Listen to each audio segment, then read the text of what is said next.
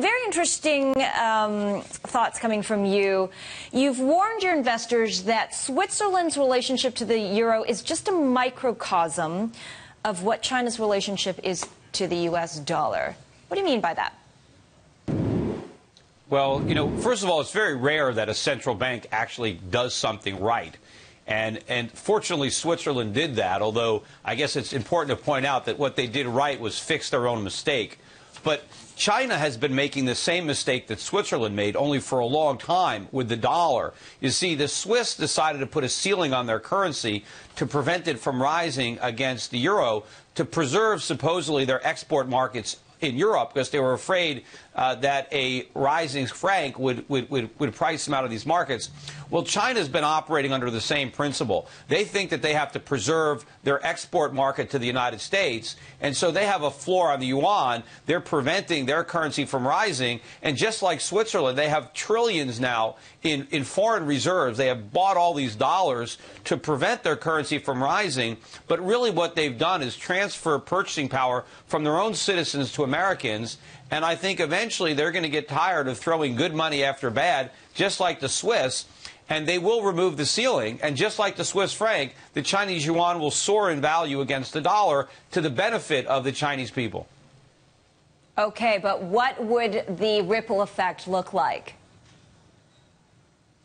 Well, it would mean that a lot more of China's production would be consumed by Chinese people. They would get to enjoy the fruits of their labor, and Americans would be denied a lot of those products because we would be priced out of the market.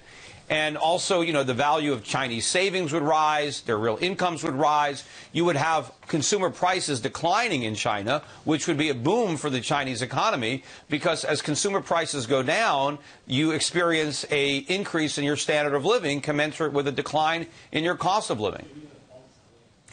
Well, Peter, it all sounds so good. Why isn't China doing it? I don't know. I've been trying to figure that out for a long time. I mean, obviously, they're trying to preserve the status quo. And there certainly are factions that benefit from this relationship. I think no one benefits more than the United States, because we enjoy a massive subsidy at the expense of China. But, politicians, and even though a lot of the Chinese politicians aren't elected, I guess they still are worried about certain things. And so they're trying to preserve the status quo. But ultimately, this is undermining the standard of living of the broad population in China. And I think eventually China is going to change this policy. I think they're already preparing for a post-dollar world. I think they've been accumulating gold. We don't really know how much they've bought, but I think they're trying to buy as much gold as they can to have something other than dollars backing up their currency when they do float it.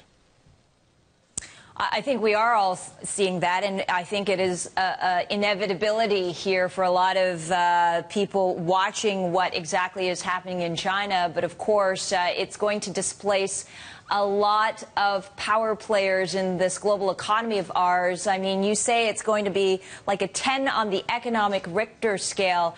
Are there going to be, but who are going to be the big losers here? Well, as I said, in the short run, the United States, because we are the major beneficiary of this Chinese subsidy, because American consumers enjoy a higher standard of living. We get to consume without producing, and we get to borrow a lot of the Chinese savings, so we get to live in this phony economy. So in the short run, it's going to be very damaging to the U.S. Long term, I think it's the best thing that can happen to us, because I think the longer the Chinese wait to remove this subsidy, the worse it's going to be for us. I think on the other side, China, Southeast Asia, there are going to be a lot of people in these emerging markets that are going to see an enhanced standard of living, because as their currencies rise, so too does their purchasing power.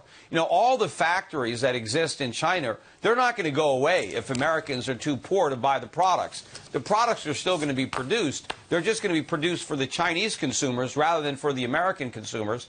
And China is going to be a lot better off with their products than our paper money.